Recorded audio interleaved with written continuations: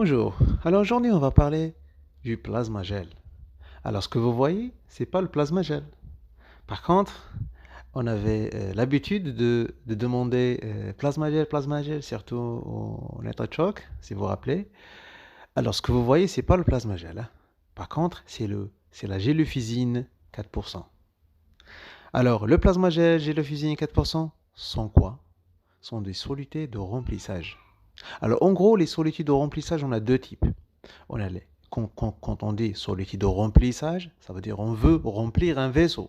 On veut remplir le vaisseau qui est vide, hein, qui est vide pour X raisons, hémorragie, état de choc septique, je sais pas, la cause anaphylactique. L'essentiel, le vaisseau est vide. Comme conséquence clinique, un état de choc. D'accord? Alors moi, je veux remplir ce vaisseau. Alors je dois utiliser une solution de remplissage, une perfusion pour remplir, d'accord? Une soluté de remplissage, d'accord? On n'utilise pas les solutés de glucosé et toute cette histoire. Le glucosé, c'est pas une soluté de remplissage, d'accord? Alors, les solutés de remplissage, on a deux types. On a les cristalloïdes, exemple, sérum salé isotonique, 0,9%, le Ranger lactate, d'accord? Et on a les colloïdes. Alors, pour les colloïdes, on a deux types. On a les colloïdes synthétiques ou bien artificiels et on a les colloïdes naturels. Alors, exemple pour les colloïdes naturels, c'est l'albumine humaine, d'accord? On a des flacons d'albumine à 20% et à 4%, d'accord? Ce sont des colloïdes naturels. Et on a le deuxième type, sont les colloïdes artificiels. Quels sont les colloïdes artificiels? On a trois types. On a les gélatines, d'accord? Et quand on dit les gélatines, ça veut dire ces solutés-là, ils contiennent des molécules qui s'appellent gélatine. Ce sont des molécules protéiques ramenées du collagène du bovin, du bœuf à la limite. D'accord? Et un exemple pour ces gélatines, on a le plasma gel. Elle est connue. D'accord? On a cette flacon-là de gélofusine à 4%. On a Plasmion. D'accord? Et on a d'autres marques quand même. Alors, on a ça, primo, les gélatines. D'accord? On a les dextrins, colloïdes artificiels bien sûr. Ils sont constitués d'eau et des macromolécules. Ces macromolécules ne sont pas des protéines, hein. Par contre, ce sont des polysaccharides bactériens. D'accord? C'est pour ça qu'ils s'appellent dextrins. D'accord? Et comme le dextro. D'accord? Mais c'est pas la même chose, hein. D'accord? Alors, exemple, on a dextran 40. D'accord? Et on a Alors, on a dit quoi? On a dit les gélatines, les colloïdes, on a artificiels et non artificiels, bien sûr naturels. Pour les artificiels, on a les gélatines, les dextrans et le HEA. C'est quoi le HEA? C'est l'hydroxyle éthylamidon. D'accord? Bien sûr, il s'appelle ça. Pourquoi? Parce que les molécules qui se trouvent dans ce liquide-là sont des molécules dérivées de l'amidon de mie. D'accord? Alors, en gros, on a les gélatinés, ou bien les gélatines, on a les HEA et on a les dextrans. Ça pour les colloïdes synthétiques, ou bien artificiels. Nous, on va s'intéresser aujourd'hui aux gélatines, d'accord? Et parmi les gélatines, on prend l'exemple de gélofusine. Parce qu'aujourd'hui, on va parler de la gélofusine à 4%. D'accord? Alors finalement, gélofusine de 4%, c'est un liquide qui paraît un petit peu jaune, limpide, parce que c'est un produit gélatiné, alors il contient 400 grammes par litre de gélatine. Il contient un peu de sodium et un peu de chlore, pratiquement à peu près 8 grammes de sodium, hein, dans un litre bien sûr, hein, et un peu de chlore. D'accord? Si on prend notre exemple, le plasma gel, alors il contient juste 30 grammes de gélatine, hein, d'accord? Juste 30 grammes de gélatine, avec un peu de sodium à raison de 5, jusqu'à 6 grammes, un peu de calcium, d'accord? Et un peu de chlore, d'accord? Alors, le plasma gel, c'est pas la gélofusine, 4%, sont pas les mêmes, d'accord? La gélofusine, elle contient plus de gélatine et il n'y a pas de calcium. Par contre, le plasma gel, il contient peu de gélatine par rapport aux gélofusine et il contient en plus le calcium. Et sans oublier le sodium, le chlore pour les deux. D'accord? Si on prend un autre exemple, le plasmion, alors il contient 30 grammes, juste 30 grammes de gélatine. Par contre, il contient un peu de sodium, un peu de chlore, un peu de lactate, ça c'est nouveau, un peu de potassium, ça c'est aussi nouveau, et un peu de magnésium. D'accord? Alors attention, si vous utilisez le plasmion chez les malades avec une hypercalémie, hein, parce qu'il contient du potassium. D'accord? Par contre, pour plasmagel et la gélufisine, il contient pas de potassium. Alors, ils ne sont pas contre-indiqués en cas d'une hypercalémie. D'accord? Par contre, la plasmion, attention, il contient du potassium, ça peut aggraver l'hyperca et provoquer le décès. D'accord? Alors, en gros, je choisis quel produit pour remplir mon malade. Est-ce que je choisis les cristalloïdes, les colloïdes, et parmi ces colloïdes, quelle est la meilleure molécule, ou bien la meilleure soluté? En général, on choisit le volume, la soluté en fonction de mon malade. Mon malade, il nécessite un volume, son vaisseau il est vide, d'accord? Mais est-ce que son vaisseau il est vide d'une manière rapide ou bien d'une manière lente, d'accord? Mon malade, il fait un état de choc hémorragique, il perd le sang d'une manière rapide, les chiffres tensionnels commencent à baisser et présentent un état de choc, carrément. Alors je veux perfuser un liquide, d'accord, qui doit rester dans le vaisseau, d'accord, et qu'il reste dans le vaisseau pendant un moment donné, longtemps possible, d'accord, en attendant de régler le problème de cette hémorragie, d'arrêter le saignement par un geste chirurgical ou bien apporter le sang en deuxième lieu. Alors en attendant de faire les deux, bien sûr, arrêter le saignement et ramener du sang, je dois faire monter les tensions artérielles, sinon mon malade il va mourir. Alors je veux perfuser une soluté, d'accord, qui doit rester dans le vaisseau. Parce qu'on a d'autres solutés qui ne vont pas rester dans le vaisseau. Hein. Exemple, le cristalloïde, sérum salé isotonique, juste 25 à 30%, elle va rester dans le vaisseau. Par contre, le reste, il va passer vers l'interstitium. Bien sûr, dans quelques minutes, hein, dans quelques heures, quelques minutes. Par contre, les gélatines, elles restent dans le vaisseau, d'accord, et pendant 4 à 5 heures, d'accord. Et si on perfuse 1 litre, par exemple, de gélatine, cette 1 litre, elle va rester 1 litre, d'accord, à 100% ou bien à 80%, ou bien la majorité de ce liquide, il va rester dans le vaisseau. Et quand il reste dans le vaisseau, il va augmenter la tension artérielle et c'est ce qu'on cherche. D'accord?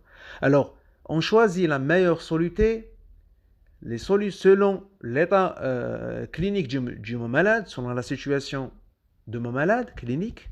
S'il présente un état de choc hémorragique, ce n'est pas la même chose comme un état de choc hypovolimique d'origine déshydratation ou bien d'origine brûlure étendue ou bien diarrhée profuse. Ce n'est pas la même chose. D'accord? Et deuxièmement, je choisis le volume en fonction du pouvoir expansif. Ça veut dire, est-ce que le volume perfusé, il va rester dans le vaisseau, hein? Si je perfuse 1 litre, il va rester 1 litre dans le vaisseau, d'accord? Ou bien il peut faire l'expansion, d'accord? Comme si j'ai perfusé 2 litres. Alors, exemple pour les Dextran 40, si je perfuse 1 litre de perfusion de ce liquide-là, comme si j'ai perfusé, comment dirais-je, 1 litre et demi du sang, d'accord? Comme volume, hein, d'accord? C'est-à-dire le pouvoir expansif de ce Dextran 40, il est élevé par rapport au volume perfusé. D'accord? Par contre, le plasmagel, il va rester le même. D'accord? Si je perfuse le 1 litre, il va rester le 1 litre. C'est comme si j'ai perfusé 1 litre du sang. D'accord? Notion de volume. Hein? D'accord? Maintenant, ça c'est la deuxième condition pour choisir le volume, ou bien la soluté. Et la troisième chose, quelle est la durée? D'accord? Moi, je veux que le volume reste dans mon vaisseau pendant 3-4 heures pour faire le geste chirurgical, pour arrêter le saignement, pour, je sais pas, pour ramener le malade au réa, ramener le matériel. Je veux un moment, je veux une durée, d'accord? Je veux le temps pour agir. Alors, j'ai choisi le volume qui est resté longtemps dans le vaisseau. Alors, le meilleur volume, le meilleur soluté ici sont les gélatines, et beaucoup plus les gélofusines et plasmagel. D'accord? Et plasmion, bien sûr, attention les packs. Alors, ces trois conditions, le pouvoir expansif, la durée d'action et la situation clinique du patient, sont les conditions qui contrôlent le choix de perfusion entre ces solutés de remplissage. Le sérum salé, oui, il est bien comme soluté de remplissage, mais son pouvoir expansif Tout d'abord, elle n'est pas rapide, d'accord, et elle est minime par rapport aux gélatines. Alors, le sérum salé, 0,9%, il paraît très logique, l'utilisation d'IALO très logique dans une situation où j'ai une hypotension, par exemple, ou bien un état de choc chez un malade déshydraté parce que elle est vide, hein, il n'a pas mangé, n'a pas bu, et il a une brûlure étendue, alors les pertes sont importantes. Mon malade, il est déshydraté pour X raisons, pour diarrhée, profus, vomissement, peu importe. Par contre, si mon malade, et pour ce malade, je veux le réhydrater de manière lente. Alors, meilleure solution ici, c'est le sérum salé, d'accord, comme remplissage. Par contre, chez mon malade, si mon malade elle fait un état de choc hémorragique, hein, suite à un traumatisme par exemple, moi je veux avoir rapidement un volume, d'accord, de le vaisseau, d'accord, en attendant de faire le geste de ramener le sang. Aussi pour l'état de choc anaphylactique, il n'y a pas de sang de le vaisseau. Bon, il est où le sang? Bien sûr, il n'est pas parti ailleurs, hein, il n'est pas sorti, non. Par contre, il est juste, il se trouve au-dessous, hein, parce que quand on dit un état de choc anaphylactique, c'est une vasodilatation rapide des vaisseaux, alors le sang, elle va descendre totalement en bas. Alors moi, je veux un volume, d'accord, qui va occuper ce vide, d'accord, pour laisser le corps se fonctionne et pour donner une tension artérielle. Alors là, je peux perfuser les gélatines. Exemple, gélofusine, plasmagel, d'accord. Mon malade, par exemple, il a un état de choc cardiogénique, hop, attention, ça c'est autre chose. Le choc cardiogénique, le vaisseau n'est pas vide, d'accord. Alors le malade, il ne nécessite pas un volume il ne nécessite pas une solitude de remplissage. Il nécessite quelque chose qui va aider le cœur à pomper le sang. Le sang, il est là, le volume, il est là. Par contre, on ne peut pas le faire mobiliser parce que le cœur, il est malade, d'accord. Alors, moi, j'ai un malade en état de choc hémorragique et il saigne un peu partout. Je veux utiliser la gélofusine ou bien plasmagel. Alors, je peux perfuser 1 litre ou bien un flacon pendant 10 à 15 minutes de gélofusine, hein. D'accord. Et je revois toujours l'état hémodynamique de mon malade. Je surveille la tension artérielle. Alors, je rajoute un autre 500. Je peux perfuser jusqu'aux 2 litres, d'accord, de gélofusine à 4%. Ah, voilà, à 4%. Et en surveillant, bien sûr, les tensions artérielles, d'accord. Et n'oublie pas une chose, si votre malade il a un statut cardiaque un petit peu faible, s'il a un cœur faible, ou bien s'il a une insuffisance rénale avec une anurie, attention, votre malade il peut tomber dans la surcharge, d'accord, de l'autre côté. Alors, quand vous perfusez avec du plasmagel ou bien du gélofusine, prendre en considération ces deux points-là, d'accord. Chez le malade avec une insuffisance cardiaque, perfuser mais lentement, d'accord, pour laisser le cœur un petit peu s'habituer à cette nouvelle vie ou bien ce volume-là, d'accord, pour qu'il puisse le gérer. Par contre, chez l'insuffisance rénale chronique, par exemple, avec anurée, remplissez-le, mais attention, mettez toujours votre stéthoscope sur le poumon ou bien sur son thorax à la recherche d'un OAP, d'accord. Alors, pour les contre-indications, attention, les malades, les malades en insuffisance cardiaque décompensée, les malades en surcharge, bien sûr. Attention, la réaction anaphylactique, hein. Les gélatines sont bons, mais ils sont quand même ils sont quand même un risque anaphylactique, alors attention, d'accord.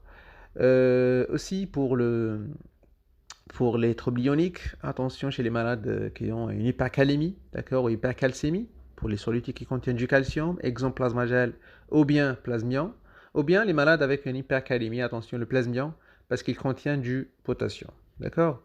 Alors voilà la gélofusine, hein, finalement c'est pas le plasmagel, d'accord. Vous pouvez, bon, pour la gélofusine, vous pouvez perfuser jusqu'aux 2 litres, d'accord, mais attention, il y aura une délétion, hein, d'accord. Si vous perfusez 2 litres, bon, c'est le volume maximal, hein, d'accord, vous allez entraîner une hémodilution, d'accord. Alors attention de ça, d'accord. Essayez de remplir votre malade d'une manière un petit peu pas excessive et ramener du sang, parce que votre malade, il fait d'un état de choc hémorragique, il a besoin de sang.